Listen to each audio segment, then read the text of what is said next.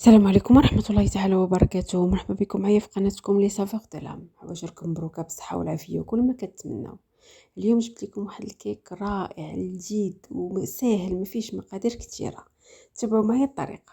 عندي 3 ديال البيضات، عندي مع 2 خمارات، معلقة كبيرة ديال المايزينا، عندي فاني، عندي 3 ديال الكيسان ديال الدقيق الابيض، وكاس ديال السكر سنيده، كاس ديال الحليب، وكاس ديال الزيت، وقبيصه ديال الملحه لتصحيح الذوق. بيان سور هنا ملي كنهضروا على الكيسان تنهضر على كاس ديال القياس ديال العنبه. داكوغ. الوغ ناخذ واحد الاناء وغادي نديرو فيه 3 ديال البيضات كاملين كيف ما كتشوفوا معايا. غادي نضيف ليهم فاني ونضيف ليهم كاس ديال السكر سنيده، وبيان سور واحد قبيصه ديال الملحه، وغادي نطربهم مزيان.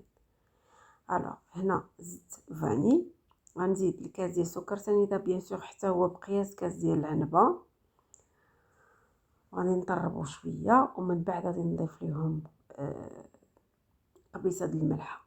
ملي يطربوا مزيان قبيصه ديال الملحه وكاس ديال الزيت المائده بيان سور حتى هو بقياس كاس ديال العنبه، كاس ديال الحليب حتى هو بقياس ديال العنبه، ونخلط جيدا.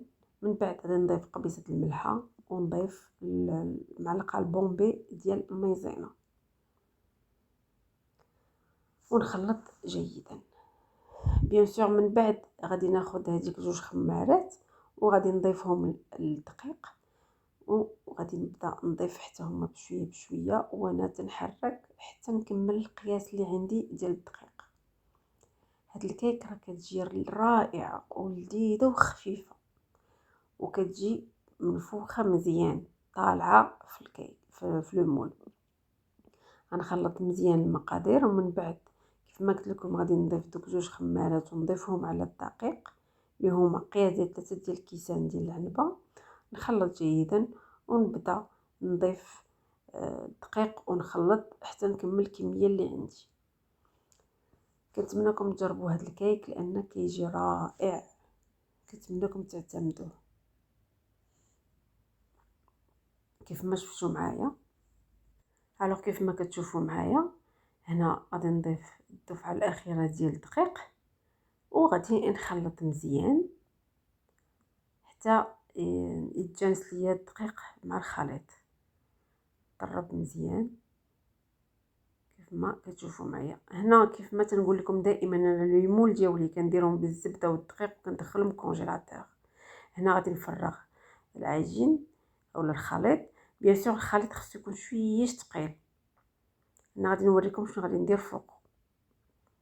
الوغ كيف ما تشوفوا معايا غادي نفرغوا في المول وغادي نقادو مزيان كيف ما غادي تشوفوا معايا. اني انا ما قطعت لكم حتى شي مقطع باش يصدق معكم هذا الكيك، انا بغيتكم فريمون تجربوه كيجي رائع. الوغ غادي نقاد السطح ديال لو مول بهذه الطريقه وغادي نحطو جانبا. من بعد هنا غادي نوجد واحد الكريمه اللي غادي تكون في الفوق ديال الكيك. غادي ناخذ هنايا واحد الجبانه غادي ندير ليها بيضه اولا غادي نضيف فيها بيضه كامله. داكوغ كتجي لذيذه، هذه اللي كتزيد الكيك لذة على لذة. الوغ هنا كيف ما كتشوفوا معايا غادي نضيف فانيلا. نتوما تقدروا ديروا لو زيست اورانج لو زيست دو سيترون اللي بغيتو. غادي نضيف نص كاس ديال العنبه ديال السكر سنيده، وغادي نضيف الفرماج الابيض عندي هنا 100 غرام. بيان سور الفرماج ما يكونش منسم طبيعي. وغادي نخلط جيدا هاد المواد الثلاثه وغادي نخلطهم مزيان حتى يتجانسوا مع بعضياتهم.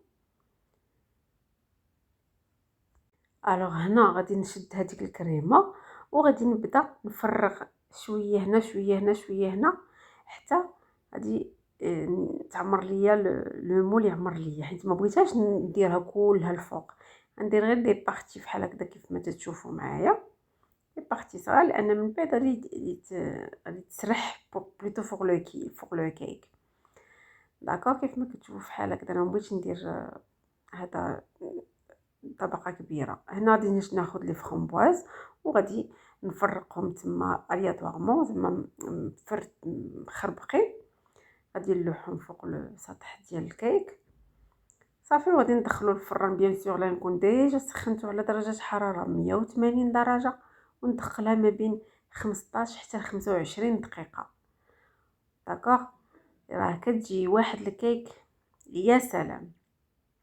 غادي نستمر كيف ما تشوفوا معايا، ومن بعد بيان سور انا كيف ما قلت لكم غادي نكون سخنت الفران على درجه حراره 180 درجه. ندخلوه لو كيك ما بين 15 حتى 25 دقيقه، غادي يكون طابلينا وغادي يجي رائع، وانا اكيد غادي تجربوه. الوغ هذا هو الشكل النهائي ديال الكيك ديالنا اللي حضرت معكم. بيان سور درت ليها سكر كلاصي في الجناب، هذه كوم ديكوراسيون، نتوما لكم الاختيار ديروا اللي بغيتيو. كنتمنى هاد لا فيديو تنال الاستحسان ديالكم وتروقكم، وتكون هاد الكيك على حسن الظن ديالكم وتعجبكم. نتلاقاو في فيديو جديد بحول الله.